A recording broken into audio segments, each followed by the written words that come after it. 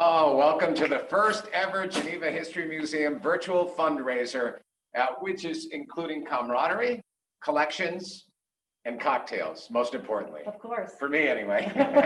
No, I like your collections, but the cocktails are going to be good. They will. Thank you for joining us. I'm Scott McKay from 95.9 The River. I do a morning show. And you are? I'm Terry M. I'm the director here at the Geneva History Museum, and I listen on my 2-minute commute. Oh, nice. So you hear a song, 2 commercials, and/or me talking for 2 minutes. That's right.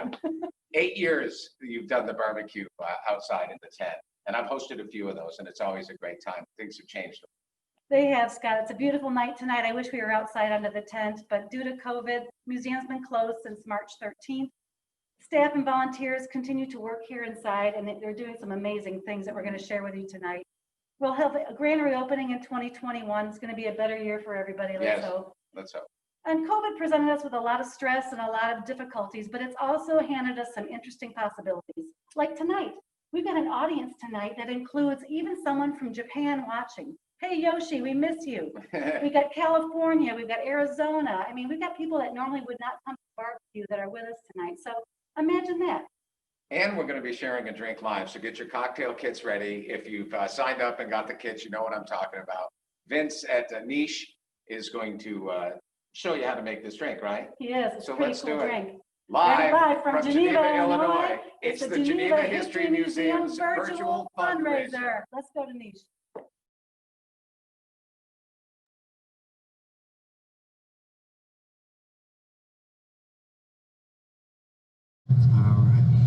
Thanks everyone for tuning in. We're going to be raising money for Geneva History Museum. I'm Vince Ballestieri. I run Niche Restaurant here in Geneva. We will be open 15 years next August. We're going to teach you how to make our most popular drink. It is our version of kind of a Wisconsin old fashioned, because that's how I grew up making them in Wisconsin. We start right here with a piece of orange. Then we take, you're going to have all this in your kits. We're going to take some of our dehydrated cherries that we rehydrate with bourbon. Pour a little bit of that juice in there too. It's delicious. It almost turns into like a cherry syrup of alcohol. And then take one of these sugar cubes, get it in there. And then from there, we're going to take about 2 ounces of Buffalo Trace bourbon. This one's one of our niche select. We go down to Kentucky and we pick our own barrels for them to bottle for us, so it has our own flavor that we like. Muddle this all up. If you have anything at home, I don't know if everyone has a muddler, but anything, backup screwdriver works really good. You can use just about anything to muddle it up as long as it's clean, because whatever on that back side, you don't want it to taste like that in your drink. Muddle it all up, make sure the sugar is all dissolved, like that. Get all the juices flowing between the orange and the cherries, like that. And from there, grab a little bit of this ice, you get that in there, and then that you're going to have a little Q Club soda. You can put in as much as you'd like. Traditionally, it's just like a splash. I like to go a little higher because I am a lightweight. And there you go. That's our old-fashioned. Let's give this a try. Oh, awesome. Yeah, right? Very. Let's get this virtual party started. Cheers! Yay!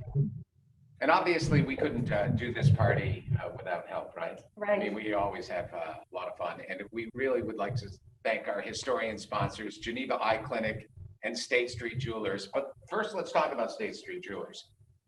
They've been longtime partners of the Geneva History Museum. They've been amazing through the years, believe me. Let's take a look.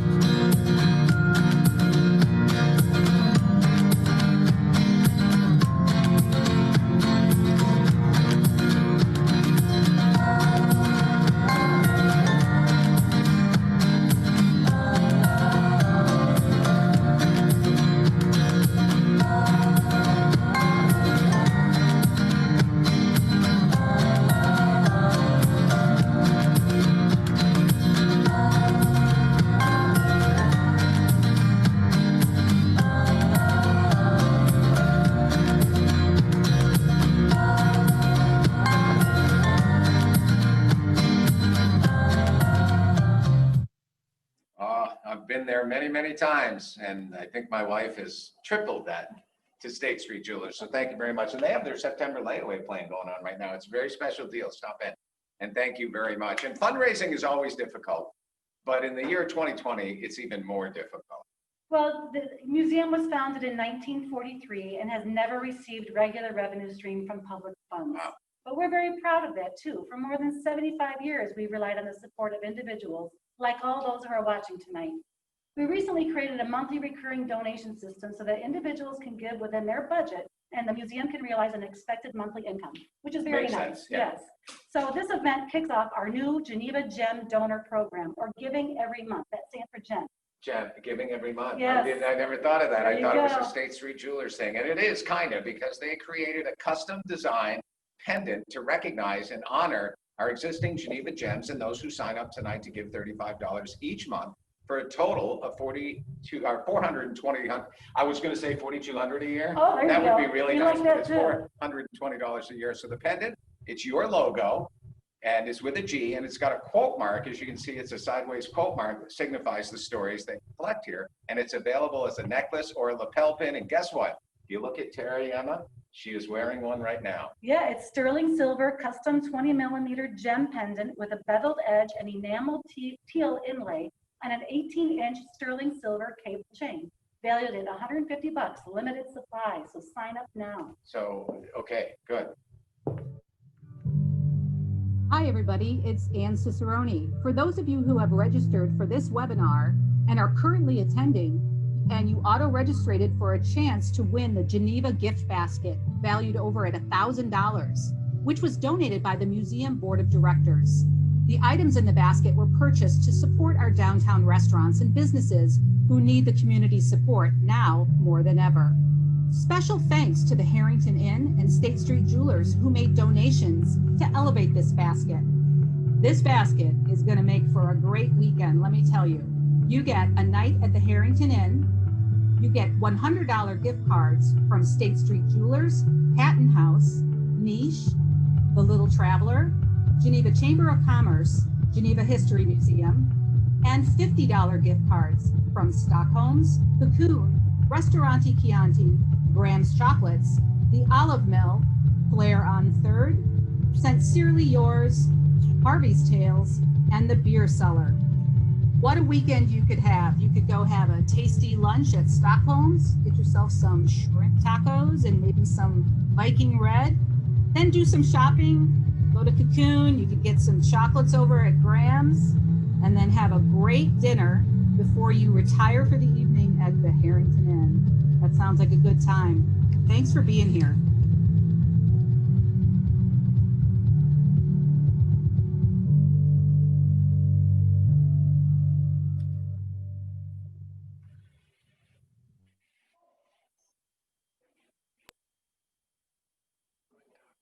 Hi, everybody.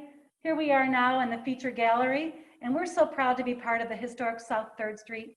During our closure, we wanted to make our front window remain lively and not look like we're closed, even though we are. You are, but I mean, it looks like someone's moving, but I know that's not the case because behind us, all the furniture. But through community support, Geneva History Museum contracted with Geneva artist Dennis Gromlich to paint a lively backdrop mural of Naples, Italy, for one of the most precious objects in your collection.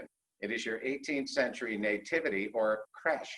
It's right? amazing. Yes, it's beautiful. So the rare artifact originally brought to Geneva from Italy in the 1930s by Kate, I can't see it that Raftery. Raftery, originator of The Little Traveler. See, I should have known her name. The Little Traveler's kind of right across the street. So we spoke with Dennis and worked out an arrangement so he could paint the mural in your meeting room, right? You talked to him, Yeah. and actually people walking by could see him doing this. It was pretty cool. So Dennis is going to share his inspiration for the mural and the story of painting it at our brown bag in November. So be sure to tune in on that. That'll be virtual as well, and we'll unveil the mural. But he enjoyed the project so much, he wanted to keep painting in our window. So every Wednesday and Friday between 2:30 and 4:30, he's painting Geneva scenes in our gift shop window. So he's just an amazing person. So he's also donating all of his paintings to benefit the History Museum. The originals are available for sale on the online store of the Geneva History Museum website, and suggestions are always welcome and shipping is available. It is. Anyone So can order. his latest scenes include the historic Kane County Courthouse, the former Geneva Library Building, and Graham's Fine Chocolates. You got to have Graham's in there. Yes. Now you can also commission him, Ray, as you told me earlier, that he can paint your favorite Geneva scene too, right? Yes, absolutely.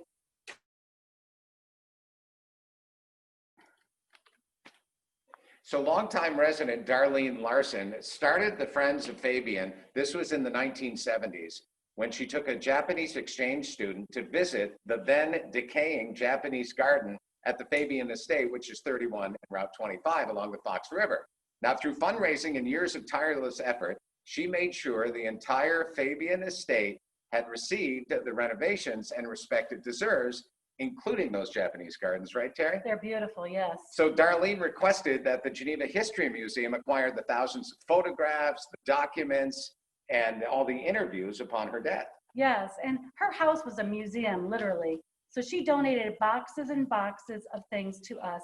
Darlene's collection was amazing. So now it's our task to organize those things and to try to put them into our collection as the Friends of Fabian, Darlene Larson Special Collection. Well, volunteers have worked on these boxes, so you told me, for months. Yes. And now they're just doing a lot of different things, correct? They are, and I think it's going to take us years to go through all these boxes.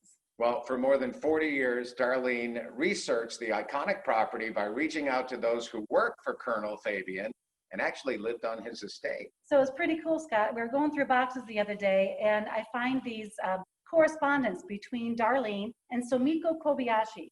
Well, it turns out Sumiko grew up on the grounds. Her father was the gardener at the estate. So she grew up there in the 1930s and 40s. The next thing I see is a picture of Sumiko with my dad. It says Tommy Emma and Oh, wow. 6th Street School. So I thought, okay, well, my dad would be 97 today. He's no longer with us and hasn't been for a long time. So I'm thinking, wouldn't it be cool if we could talk to Sumiko? And I'm thinking she'd be 97 too. I'm not sure if that's even going to happen. Yeah, well, likely not. Well, but guess what? I went on the internet. She's alive and well in New Jersey at a nursing home. I called there. It took me 3 days to get a hold of her, but I did get her on the phone. Took her 3 days to get to the phone. No, I'm just I kidding. know. She's 97. Exactly. But she was lovely to talk to. I asked if I could record her conversation. She said, sure. So tonight we're going to share with you a first account of Sumiko Kobayashi growing up on the Fabian Estate, talking about the live zoo. Check this out.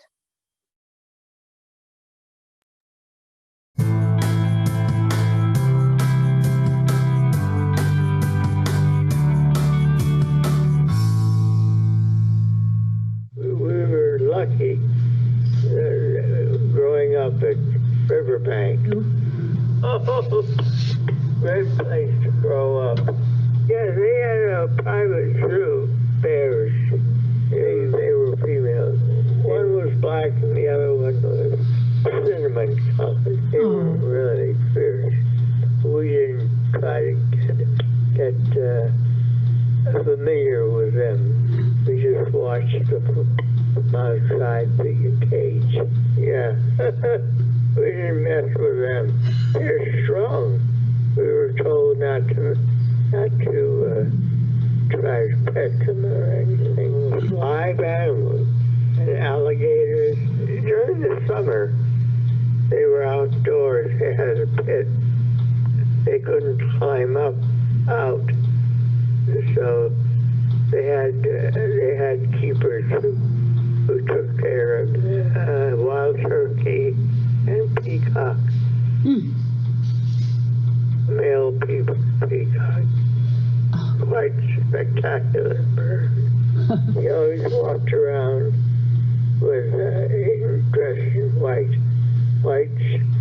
pants and white sweater year round. I was told that he would toss me into the swimming pool, teach me to swim. He thought that was a way to. I was about 4 years old. You don't toss it. We've never swum before. You don't toss it. And I could have drowned, but fortunately, the chauffeur's daughter rescued me. So she was very nice. She was quite good looking. Oh. But we never saw her that way. She wore knickers and pants. So we never saw her dressed up, except at New Year's holiday time when we dressed up in our new clothes that they gave us. They gave us the clothes from Marshall Field, which we really couldn't afford.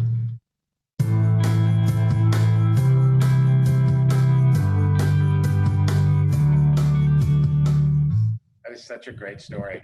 It was Really great, great to talk to her. So we'd like to thank our pioneer sponsors, Resource Bank, also Blue Haven Capital, State Farm Insurance, Dick Lewis right here in Geneva, and Timberland Financial. Amazing. We love the support of our sponsors. We couldn't do all this without them.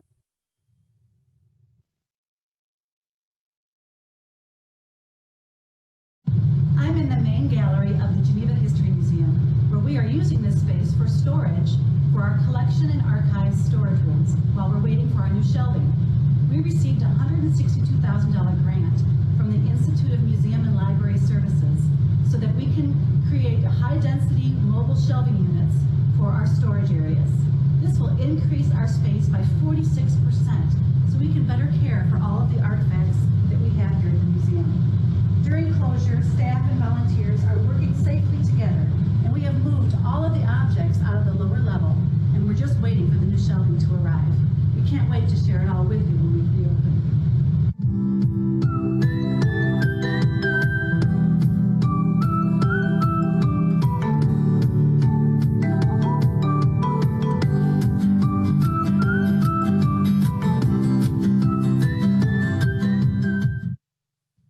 So I know that you've been collecting Geneva history since 1943, right? Yeah, way before. Way before you, maybe, not so much me. But you had no museum at that time, so people would actually keep the stuff at their houses, right? Yes. And then they would have handwritten notes on all the stuff. We love those. So here comes 1964, and volunteers opened up the first museum building, and that was in Wheeler Park, and it started record keeping with computers as soon as those were available. Thank goodness. So we're grateful for the members of the community that supported the purchase and renovation of this building on historic 3rd Street. So this actual facility has allowed the History Museum to expand the museum activities, including the number of objects that are all here right now in your collection. Absolutely. And then at some point, it started to get a little cramped. Right. And it's harder to grow your collection, and you don't want to turn things away because you don't have room. So the staff had to get very creative. Right. And how did they do that? Well, we decided to apply for a grant from the federal grant from the Institute of Museum and Library Services. So we were like, oh, we'll just give it a shot. We're a small museum. What are the odds of getting one? Right. Well, guess what? Exciting news happened when the phone rang in September of 2019 that we were awarded $162,000 to redesign and install high-density mobile shelving systems for both the archives and the collections areas. So we couldn't believe it. We had to put together a committee of volunteers, and they were ready and willing to help us. Now, here's the trouble. The grant requires a 1-to-1 match, so we have to match that $162,000. You had to come up with that money? Well, not all money, which is wonderful, because some of that comes in salaries and in volunteer time. Most of it does. Got it. But there's a $50,000 cash shortfall within that match. Well, luckily, here comes the Dunham Fund, to a lot of people's rescue, by the way. They give a lot of money and fund a lot. So they gave $2,200 and $500. So $22,500. And then the Kane County Riverboat Fund matched it with another $22,500. But if I do the math correctly, which is not my best subject, you're about $5,000 short, right? We're still $5,000 cash short. So we're hoping tonight can help step up and help us out with that. Well, and $5,000, in the midst of all the 164 and the 22,500, 5,000 is not a lot, and I think we can raise that money tonight. How would people donate? Just real quick. They could donate online at genevahistorymuseum.org, They can give us a call, or they can simply put a check in the mail, and we'd love to have their support. And they become a gem, which we earlier talked about. Now, this project was planned to take place in January 2021 during the winter months, right? Yeah, we usually close in January, so we thought, well, and we even put that in the grant. We'll go ahead and do it in January. So we were kind of waiting. Well, we met with the contractor via Zoom and talking about the project, and she said, hey, well, you guys are closed. A lot of museums are doing renovation projects. Perfect opportunity to do so. Have you thought about doing it now? And we're like, oh, well, that's a cool idea. So thankfully, the collections committee all said, you know what, we're in favor, let's do this. And so we thought, let's jump in and get things done while we're closed. Why not take advantage of the closure? So everyone jumped in, COVID work plan, and started moving objects from the lower level. We had everybody sign an agreement. They wore gloves, they wore masks, and we had to completely empty the collections and the archives storage, and they're huge rooms downstairs. We had to take all the shelves upstairs. Those we had to bend to get up the elevator. That was an interesting project right there. That's the archives, and every day we made progress. Some shelves were taken down, and it was nice to see the daily progress. Volunteers were amazing. They jumped right in. They did whatever we needed to make sure everything is stored temporarily and safely. There's a levitation device that didn't make it upstairs because it's very heavy, so that stayed downstairs in another collections workroom. But we had to be very creative with our space to keep everything under one roof while we wait for the shelving design and installation. Look at all those yeah. books that you got down there. You know, it's amazing. What was really cool too is we made another connection with our entire collection. A lot of these objects haven't seen the light of day since 2004 when we moved. Right. Well, I mean, they're stacked, and you can't get to them, can you? Right. It was hard to get to some of them. And, you know, we have not touched every item here. And people here before us did. They moved us here to 3rd Street, but we hadn't. So it was very nice for the staff and volunteers to be like, oh, what's this cool thing? Right. Look it up and say, and we just had a good time. We had all ages of volunteers. Everybody chipped in, and we were very safe. We had carts all donated by Uline, which was amazing, because we didn't want to carry anything up the stairs. Right. Everything went in rolling carts. And everybody had to be very diligent about moving things carefully. The volunteers. Obviously, this person's upset with the photographer. Yeah. Yeah. Everyone was trained. We did high-level security and also protective measures, bubble wrap on some of the walls and corners. Shelving was moved with rolling carts. Mm-hmm. And we also had a lot of fun too, Scott. We didn't want to make it all work and no play. So objects received tags that didn't have tags. We were able to inventory all the large objects that we couldn't get to before, photograph them. So now you know what's coming and going, right? We hope to, and we even marked some things with yellow tags that we're still trying to find the paperwork for, and that's very common in history museums that started in such in 43 without computers. Those people might have known what they were, but if they didn't write it down and didn't save the history, how would you know? Right. So what is the timeline here? What are we looking at? Well, it took 3 weeks to move everything out, and the moving out was pretty easy because you just move it upstairs and make sure it's safe. Now we sit and wait for 12 weeks for the shelving to come, and that's in a good scenario. It comes from Italy.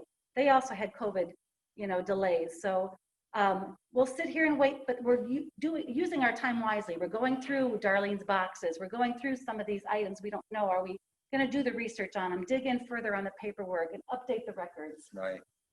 But we're looking at possibly do. Thanksgiving for the Thanksgiving time is what they're saying, beginning of December for the delivery of the new shelving. Well, and then you'll return to the schedule of moving all the objects back to their new locations, And right? that's really going to be the tough part, because now it's not necessarily apples to apples back to the same shelves. We're going to have to figure out, and that's what also Marky, our curator, and Gail, our archivist, are figuring out now. But we had scooter races when the room was empty. Now then you're going to have a grand reopening, right? We hope to in 2021. Everybody watch for it. Hi, I'm Louise Ogni, and I'm here to tell you that I'm a big supporter of the Geneva History Museum. I've supported them in the past, but recently they have allowed me to do a monthly donation, which allows me to give more to the museum. In this day and age, it is very important that we know our history. I hope you will support us too. Thank you, Louise, for being a Geneva gem. She is one of our gems, and the Geneva History Museum is proud to currently have 14 Geneva gems right now that support the museum. with a monthly donation. So it's $35, and we need more of you gems, and we know there are gems out there and watching right now. So you can sign up on the website, which is GenevaHistoryMuseum.org. and you obviously will help them set it up. Maybe not you personally, but someone on your staff, but I know you know how, Absolutely. that's for sure. We do. We can set it up, make it easy. I'm wearing the gem. It's beautiful. It is awesome. I'm very proud of it. Thank Limited you, supply, State but we're going to Jewelers. reserve you one from State Street Jewelers. So there was, thanks to individual donors and grants too. We'll have more exciting news when the museum reopens. Right here, and this just to my left will be a story booth. So a story booth is, for instance, just in case people don't know. It's like an old photo booth that you would have hopped in to take your picture, like in the mall or something, but this will actually be somewhere where someone could sit down, record their story about Geneva for 3 minutes. Recording goes into the computer database. Our volunteers can go through it, and we can save some of those stories to use in exhibits, programs, or maybe in the next barbecue. Awesome. Well, and they are the best. And there's also a lot of physical objects that are kicking around as well, right? There are. I mean, we have the physical objects, as you can see. We have tons, but when we hear from a person, their personal account of the story, that really is more meaningful than just sitting there looking at something. But when you see the emotion and hear it in their voices, it just makes everything just more meaningful. Well, it's history at its best, and that's why we're here now. In this next video from the museum archives, we actually remember what Randall Road was like before all the big box stores lined the street. So Sister Karen, which I just found out today, it's Brisher. Yes. Even though we all say Britcher Road. It drives her crazy. It's Brisher. I grew up with her 7 children. It's a soft CH. So Sister Karen Brisher will tell us about living on her family farm at the corner of Randall and Brisher Road.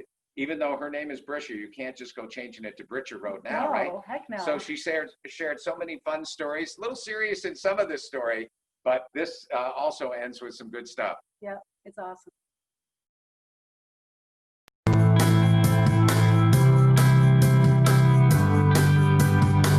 I am Sister Karen Brisher, and I'm going to tell you a little bit about the history of the farm.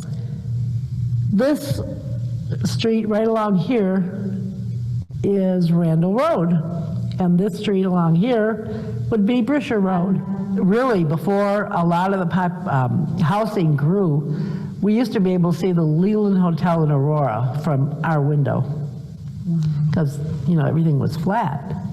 Randall Road was everybody's delight even as 2 lanes, because there was nothing built up on either side of the road. In fact, so many times people stopped at our house that ran out of gas, because it was a long ways to go down to the gas station either direction. And down Brisher Road, which was still not paved, but it was stones, they plowed the snow that it was really high, probably at least 3 feet on either side. And these young kids, as kids will be kids, were riding the drifts up and down, kind of like a roller coaster.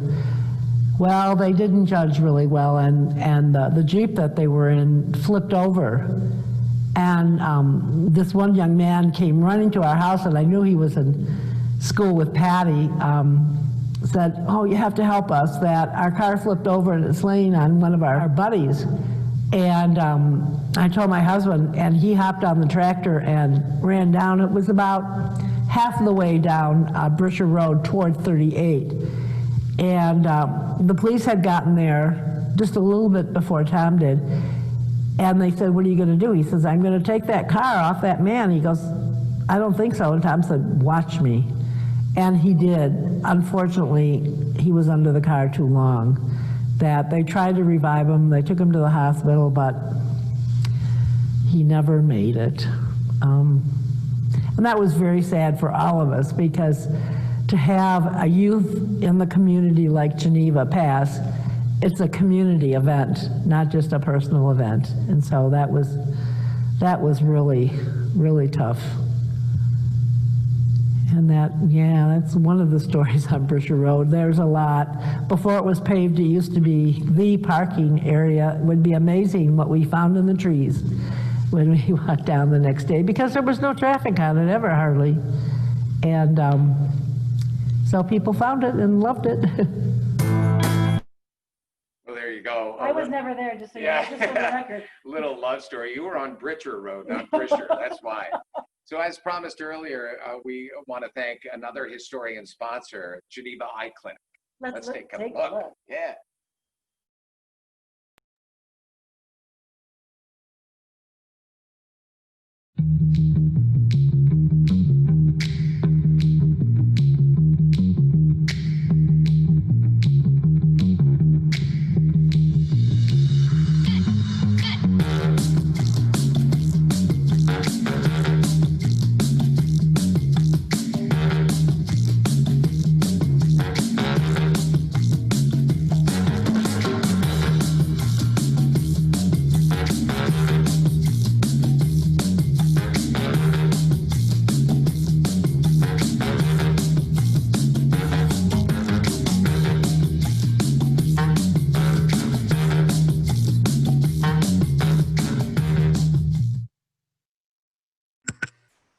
Hi, everybody. It's Ann Cicerone again, and it's trivia time. We thought we'd test you on your Geneva history.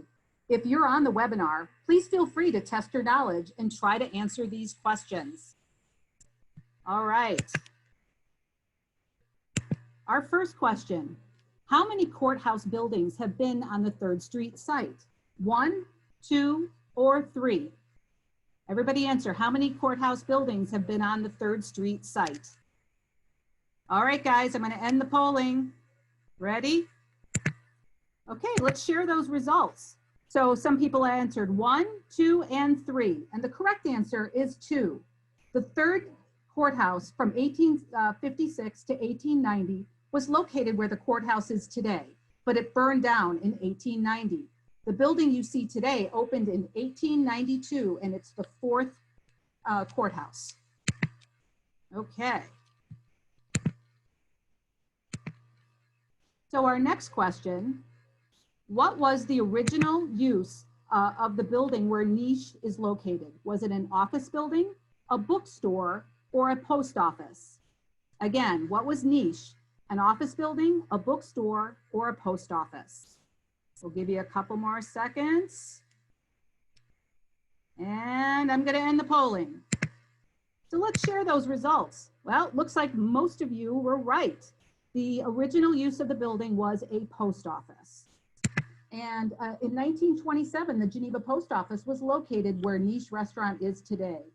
Our current post office was built in 1938. All right, so the next question is going to be, which of these was a previous location of the Kane County Jail? Was it Fabian Parkway, 4th Street behind the current courthouse, in City Hall, none of the above, or all of the above? Everybody take a guess. Okay, we're getting some answers here. Okay, I'm going to end the polling. So the correct answer is actually all of the above. There we go. All right, so our next question. Who was Coltrap that the school district administration building is named for? Was it a former Geneva mayor, Theodore Coltrap? Was it the superintendent of schools, Harry Coltrap? Or was it a famous Geneva alum, Bobby Beanbags Coltrap? What is the correct answer? Let's give it a couple seconds. 1, 2, 3, 4, 5. Okay, we're going to end that polling. And I'm going to share the results. So most of you are right, although 6 people did vote for Bobby Beanbags Coltrap. So he was a superintendent of schools. For 38 years, Harry Coltrap led the Geneva school system. And under Coltrap, Geneva went from 2 schools to 6 schools by 1929, including the addition of the high school built in 1923. Good old Harry. Okay, and then our last question is going to be, what politician spoke on the steps of the courthouse before being elected president of the United States? Was it Dwight D. Eisenhower, John F. Kennedy, or Theodore Roosevelt? Everybody take a guess. Lots of answers coming in here. Okay, end polling here. So let's share those results. It looked like the majority of you, 71%, answered correctly, which was John F. Kennedy. So then Senator John F. Kennedy visited Geneva on October 25th, 1960, and gave a speech on our courthouse steps. He didn't receive a warm welcome from such a Republican community.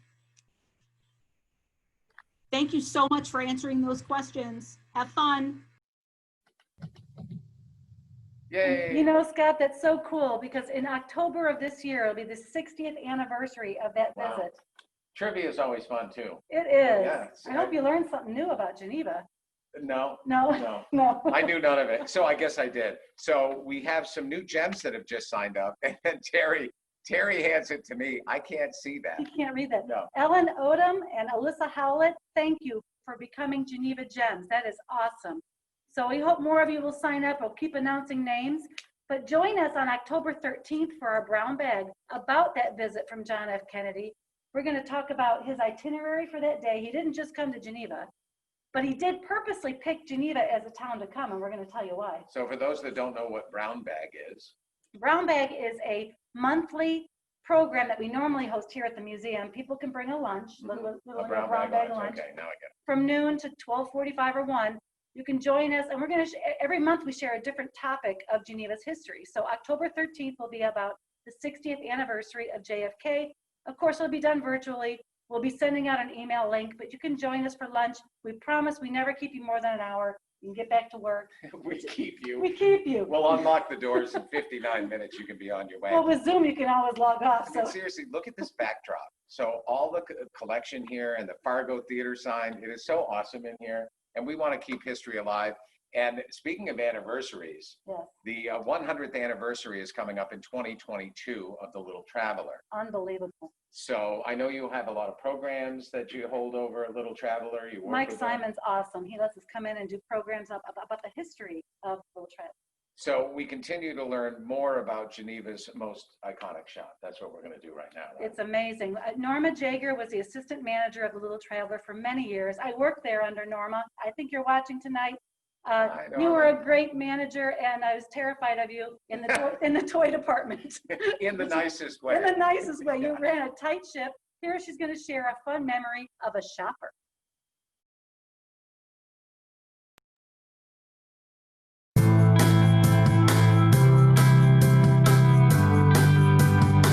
Ladies would make reservations for the luncheon. You always had to have reservations because we were always sold out every day. So this one day, a woman came in and she had 3 friends with her. And they had their lunch, and after lunch they went into lingerie. Our lingerie department had gorgeous merchandise, beautiful peignoirs, Madeira embroidery slips and nightgowns from Portugal. Just lovely, and the house slippers that they had, or bedroom slippers they were called then, were Jacques Levine, probably the best slippers that you could own. They were beautiful. At the time they were $25, and we thought, wow, that was really expensive.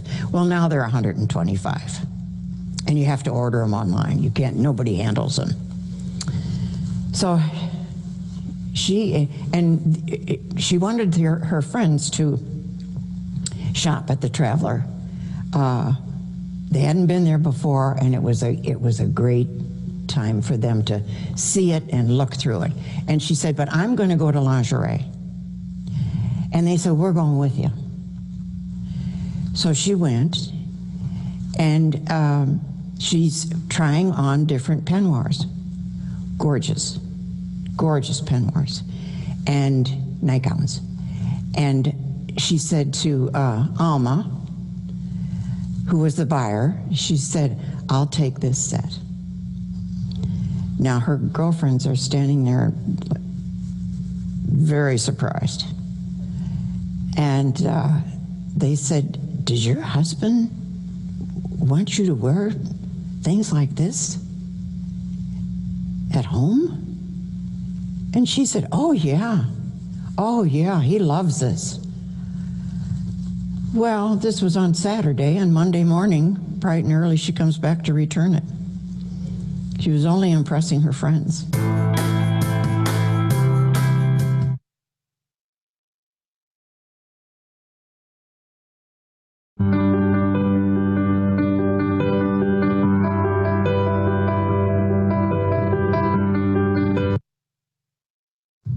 I am proud to announce that the Geneva History Museum has passed the American Alliance of Museums Core Documents certification in our pursuit to achieve national accreditation. Only 22% of American museums are nationally accredited. The staff and board members meet regularly to complete the accreditation application, and we look forward to sharing the good news with you all. Can we share that? Yeah, you can share what I just She's shared. watching the video. I've looked in the mirror many times and said to myself, God, I look like my mom. She's watching herself on video, Terry, and she goes, oh, I look like my mother. I even talk like her. Oh my gosh, but that's a good thing. That's Yeah, a compliment it's to your my mother. Yes. You better look like her. So the Geneva History Museum is proud of its history, obviously, and the community support, their history with the Amazing. community, because their location right here on South 3rd Street, we're inside the building, made possible by a grassroots capital campaign to purchase and renovate this building. And that's what we're trying to do, is get her done. So the capital campaign committee set the foundation for GHM to set even higher standards to meet best practices in museum operations. So here we go. Now we're stepping it up a notch. So starting in 2014, GHM began a series of self-studies designed to focus on the big picture policies and strengths versus weaknesses to improve on museum services. Well, and Scott, most people think a history museum only talks about the past. The Geneva History Museum needs your help to plan for the future. So through these self-studies, we have achieved national recognition. We've been chosen by several organizations as their national spotlight. We've also been set a long-term goal of national accreditation. We were chosen by the Daily Herald not once, but twice as one of the best museums in the area. Wow. So now we need to make sure that we are doing things right. So we have set the long-term goal of being nationally accredited. Now, if you didn't catch what Terry said in the video because she was mumbling like her mother, only 22% of American museums are nationally accredited, and there are currently none here in Kane County, correct? Correct. We So- could be the first one. But why would you bother? What does it mean? It's like going to the doctor. When you go to the doctor, don't you want to see that certificate on the wall? That's Because true. then you trust them. You know Right. that they're going to take care of your stuff. You know that they're doing things right. National accreditation validates everything the museum does. It is the highest achievement that a museum could set for themselves. And why not try to be the best? And I think we should. We're already doing it, so why not receive the Right. recognition? Well, at least have the picture up on the wall, you know, Yeah, what do they call it? the plaque. I would call it a coupon, but it really isn't. It's much better than that. We would put it on everything, Scott. And you know, they required 5 core documents for us to write, and then they had to approve them. So we had them all done. The last one I submitted, guess what it was? I have no idea. The Emergency Disaster Preparedness Plan. Oh, wow. So ironically, it was approved right when COVID hit and we closed. And guess what? One of the paragraphs in that plan is about how to handle a national pandemic. At the time we wrote it, I thought, we're never going to need this. Well, guess what? Here we are. But we See? passed, and it's It was pretty her awesome. fault. It's all my fault. We put it in the plan. So, well, obviously, there's some good to this because during closure, your staff and board members have participated virtually in completing your application, right? It's in, Yeah. it's all done. Accreditation, obviously, it's due back in January, Yeah. along with one final payment of A $2,500. $2,500 payment, another expense we've got, So Scott. $5,000, $2,500, we need $7,500. I don't think I'm asking. And, you know, the board of directors decided we've come this far. Do we want to let $2,500 stop us from doing No. this? And we decided no. So, So that's going to pay for 2 peer reviewers to actually come here. right. They have to come here this summer and then make recommendations to the AAM accreditation board if this Geneva History Museum should receive national accreditation. And I say win, yes. Yeah. So we hope to share the positive outcome next year under the tent. We're going to be outside next barbecue. year with all of you. Yes. And I'll be able to tell you that the museum has become nationally accredited. And it's a huge feather, not only in our cap, but in the city of Geneva, as well as King County. You'd be the first. Yep. Yeah. So let's check in with some of our pioneer sponsors. We'd like to thank them, Wintrust Community Banks, also Geneva Bank and Trust, Wyland and Company Incorporated, Complete Mechanical Services, and Bonds Electric. Thank you all for helping us. So I love this story, and only because I wasn't around when it was open. I would drive by on the corner, I'd see the sign, but I said, why is it never open? What was it? It was Orlando's Pizza. Really? Yeah. We used to go all the time in high school, right there at the corner of East State Street, East Side Drive. Right. It was an iconic business, not only as a pizza place, but they were part of the community. They supported a lot of organizations and fundraisers. They had the first salad bar, I believe, in town. Did And they have a spit screen? They had the sneeze shield or The whatever. sneeze shield, Yes. that's what it is. I'm sorry. So Ray Orlando, who was the owner and originator of Orlando's Pizza, called me when his building was going to be demolished, and he said, "Hey, would you like our sign?" And I said, "We'd love it." I had no idea how big it was. My husband and I saw it in one of the photos. It's huge. So my husband and I picked it up in his truck, and we have it now at the museum. We also scanned his scrapbook of memories, menus, coupons, and he was just a hoot. So I said, "Can we sit down and talk, and can I interview you?" So here is a fun story of the science of slicing a pizza.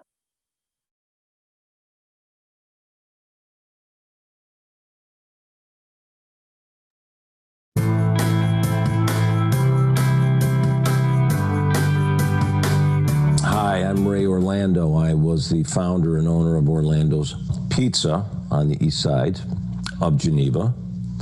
I opened it on October 3rd of 1973 in the corner of a laundromat. That's right, the corner of a laundromat. I had a call one night from a fellow that used to order every Friday. Now, I want to say this in an appropriate way, but he liked to have a smoke now and then, but he wasn't smoking cigarettes, but he was a nice guy. He really was. And every Friday he'd order a 12-inch cheese and sausage pizza, and we'd have it delivered. Thank God he didn't drive, because I tell him, you're not coming in. So, not my place to judge somebody and what they do in their own home, so, hey, I'm gonna make them a pizza. Well, we had somebody new on the oven, and we would cut that pizza into 12 squares. And because the fellow on the oven was new that night, he cut it into 9 squares. So the guy called me. He was having a good time when he called.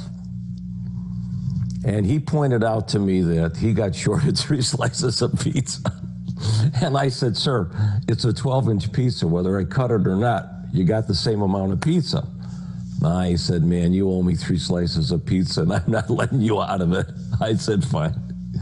Next time you call, you ask for me. We'll cut it into 16 squares." He said, "Now we're talking." So that was about the funniest thing I think that ever happened. And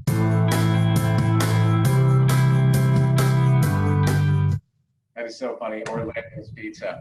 And, but stoners don't usually order pizza, do they? I don't know, I'm not one, so. Yeah, okay. Tech Pro, one of our in-kind sponsors, Alpha Media, the company that I work for at 95.9 The River.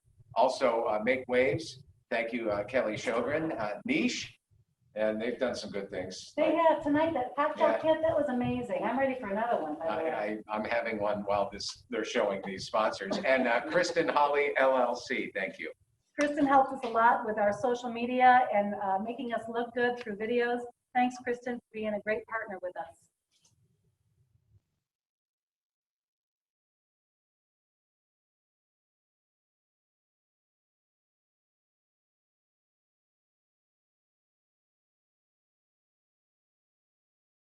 Hi, I'm Eleanor Hamilton. I'm president of the board of the Geneva History Museum. As you can see, we have a lot going on here, even while we're closed to the public, and we're going to be able to open bigger and better than ever next year. And we have a great team. We have a great team of board members. We have a great team working here in the museum. Terry and the rest of the staff have done an amazing job and have come through this difficult time in a wonderful way. We're very, very happy about everything that's going on. But we need your help and my help too. So while we're on air tonight, I'm going to be making a monthly pledge to the Geneva History Museum so that my help can be ongoing. And really support the work that they're doing here. And I hope that you do too. That's what a president looks like, president of the board right there. Well, and Eleanor, thank you for becoming a Geneva Gem, and you're definitely helping. We just had another sign up by Alyssa York. Thank you, Alyssa. We also had 2 straight out donations. And Crystal, I'm going to say your last name wrong. I'm sorry, Crystal Sedgwick. And then Kim and Greg Chismark. It's not Sedgwick. I'm sorry. I'm trying my best. That's my little notes. But thank you. Keep those donations coming. So it's $35 a month. It's like purchasing that gourmet coffee. And that's just like getting 1 gourmet coffee a week, not the 5 that you normally get. So give up 1, $35 a month. You won't even notice it's gone. But all of these gems make a huge difference to the daily operations here at the Geneva History Museum. Well, Scott, did you know it takes $20,000 a month?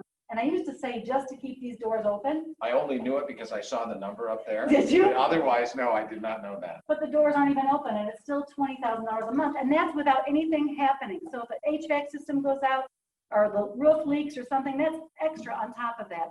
So we really need the community support. We do not receive tax dollars, but we need you to help support your museum. Well, they make a big difference. I mean, the contributions that you're giving now, and we've just gotten a few, which is awesome. It is. If you consider becoming a gem, that $35, the one-time donation is great.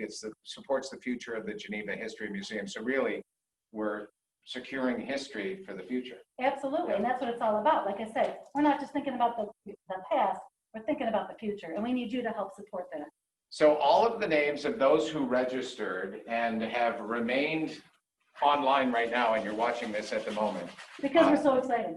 In this right here, this is everyone that signed up, but we're gonna read a name, and if you, this is a lovely basket here. 1 lucky name will be verified, and then the winner will receive this $1,000 Geneva gift basket. You know, Scott, you know what's really cool about this basket is we did not go out and ask for donations. The board of directors here at the museum wrote checks to me, made donations so we could go out and purchase items from Geneva businesses that really need our support right now. And you know, the response was amazing. The businesses really appreciated that we're trying to be a community partner as well. And you're doing it well. All right, so Scott, I'm gonna let you pick so that I'm. Yeah, but if I pick my wife's name, how is that gonna Oh, work? it's not So gonna I'm happen. gonna pick it, Yeah, because I know my so- wife Donate it Susie's back. watching. If I pick her name, yeah, we'll donate it back, and my wife will leave me when I get home. That's awesome. Sorry, honey. The winner is Kimberly Chismark. Is she still on with Yay. us? I'm sorry you didn't win, honey. Ooh.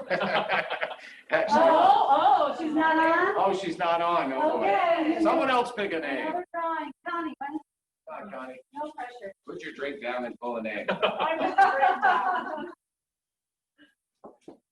Connie, no. Oh. Bob Swanson, are you on with us still?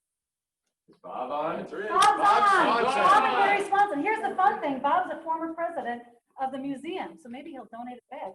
I'm just kidding. No pressure. Thanks, Bob. Yeah, really, awesome. Maybe he'll donate it back. We'll be here until 9 o'clock, folks. Sorry about that. They donated it back, so let's pick another name. So COVID has obviously presented many challenges to all of us, and especially when it comes to, you know, something like this, a fundraiser, very stressful in times. So this has been a challenge, but look at what you did. I mean, you guys put this together. I just came here. We're thankful to all the board of directors, sponsors who helped make this first virtual event a very big success, and especially our friends right over, well, they're down there, right? Right on the corner. Yeah, State Street Jewelers.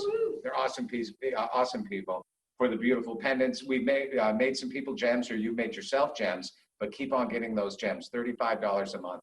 Yes, you can even do it after tonight. We'll still give you a pendant. Special thanks to our development committee co-chairs here. We've got Ann Cicerone, Kelly Vass. They were the producers and creators of this event behind the scenes. Everyone else here too who's with us, working behind the scenes. Heidi, who's been our cue card here, helping us know what to say. Right. All we can say is we hope to see all of you next year. Thank you for your support. Please become a Geneva Gem. It means the world to us, and you can make a huge difference for Geneva. Cheers, everybody. Thank you.